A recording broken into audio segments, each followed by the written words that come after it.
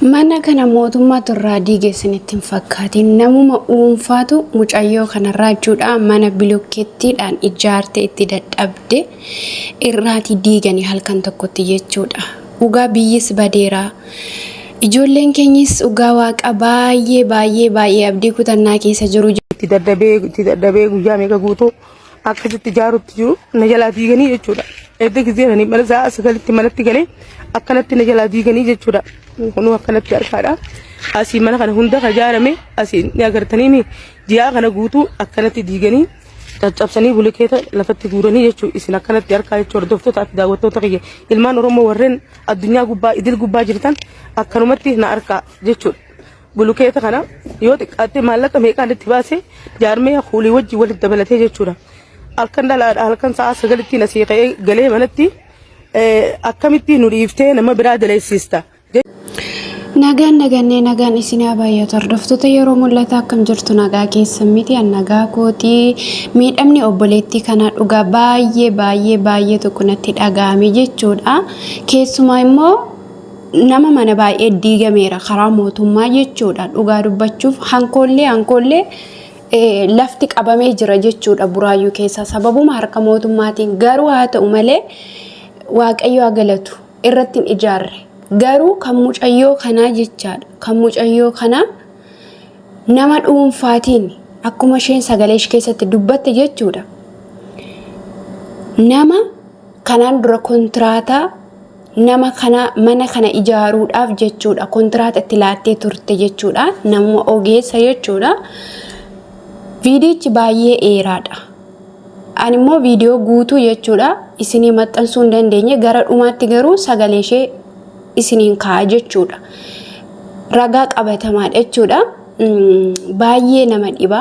Nama dhuunfaa kanaan dura kontiraata laadheenii fi jette. Laadheenii fi birrii laadhee fi namni sun ijaaraa ture jette.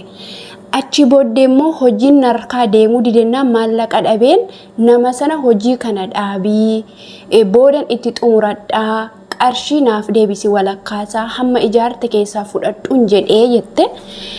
Yennaa namni suni lakkii hanga qarshii kee xumureetan jira qarshiin kee walakkaa immatti ba'eera naan jedhee tennaan naaf kakadhuun jedhee nan tole jedhee garuu hiyyaan isaa yookaan saamni isaa immoo hin kakatu jedhee jette. Achi rabbuma harkatti dhiisee nan biraa taree jette. Garuu immoo jette ergasiitii osoon galaa jiru galgala jette qaamni hin beekamne mana kee kana galgala jechuudha sa'a 6 jette. Ganama mana kee kana hin argitu naan jedhanii jette. Halkan na doorsisanii jette. Bira darbee galeetan mana koo cufadhee rafee jette.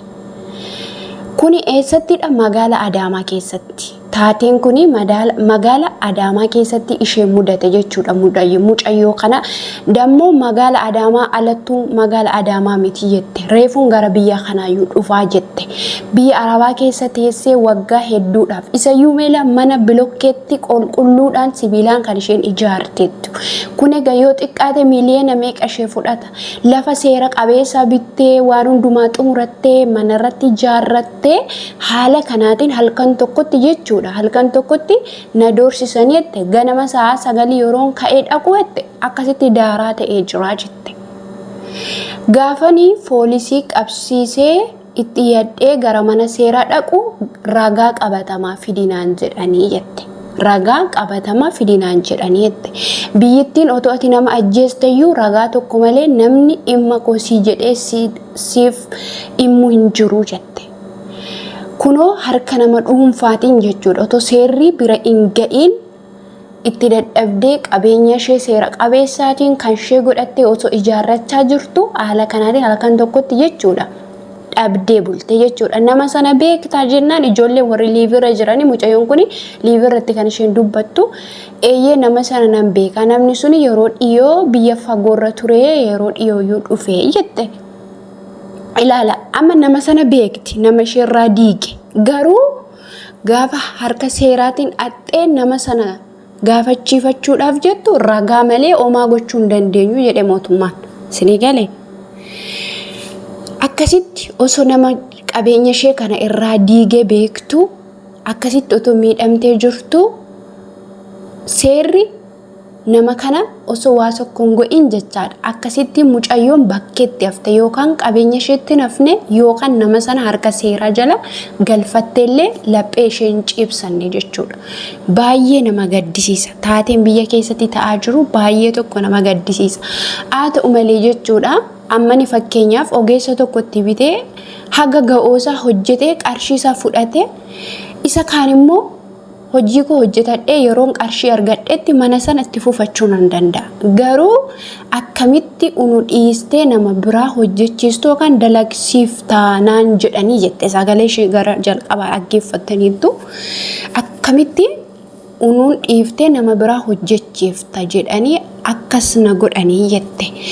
Ana qobaa kiyyaan jira magaala sana keessaa dhiira tokko of biraan qabu maatii tokko of biraa hin qabu.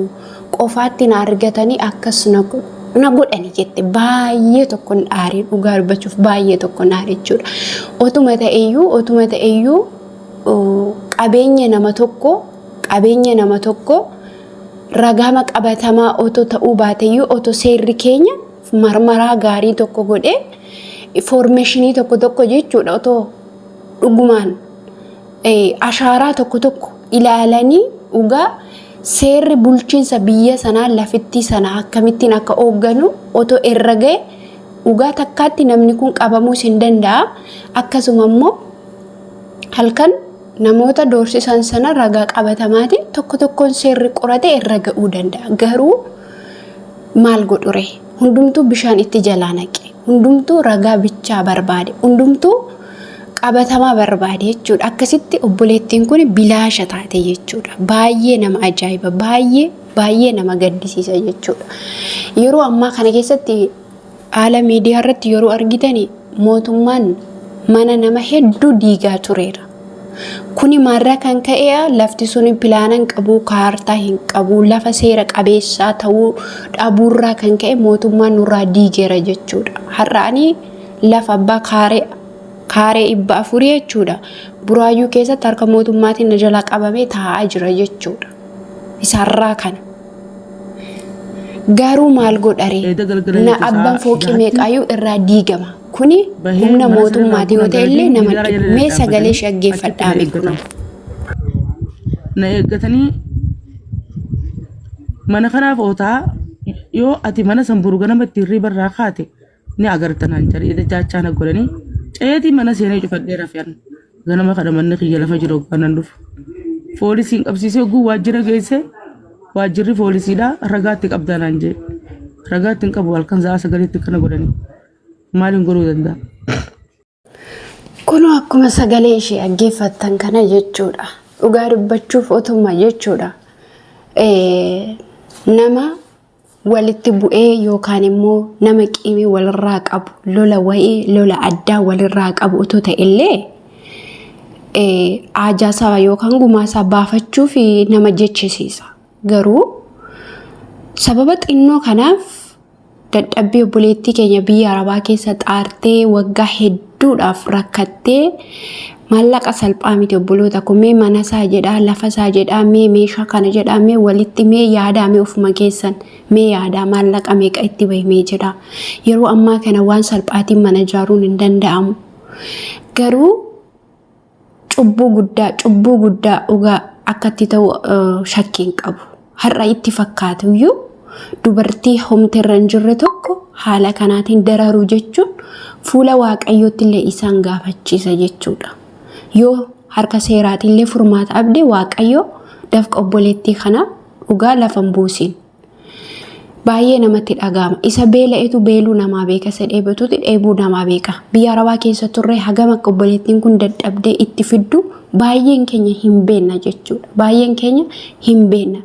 Yeroo ammaa kana keessatti bakka biyyattii keessatti nagaatti jiraachuun baay'ee sodaachisaa ta'ee jira jechuudha. Inni mana ijaares, inni lafa bitees, inni ijaaree qabus hundumtuu mir'annaa ta'eera jechuudha. Waaqayyoomti nagaa iddootti nuuf haa deebisu, jaalala iddootti nuuf haa deebisu malee yeroo ammaa kan biyya baxabbataa jiru eenyu sabumaaf sabadha. mootummaa sababeeffatee har'a milishoota baay'eetu oksaa mootummaa duubaan mana abbaa barbaadanii diiganii kan oksaatti gurguratan baay'ee isaaniitu jiru jedhan. Kun immoo mootummaa daa'effachuudhaan waan baay'ee godhu yeroo kana uummanni akka nama mootummaa dhabee akka nama seerri biyyittii hin jirretti wal balaaleffata jechuudha. Waaqayyo wanta kana biyyuma keenya irraa cabsee nagaa nuuf haa deebisu. Baay'ee nama gaddisiisa obboleetti keenya waaqayyo. Obsa siifaa kennu gumaa keemmoo siifaa faradu dhugaa dubbachuu fi baay'ee namatti dhaga'ama obboloota ko.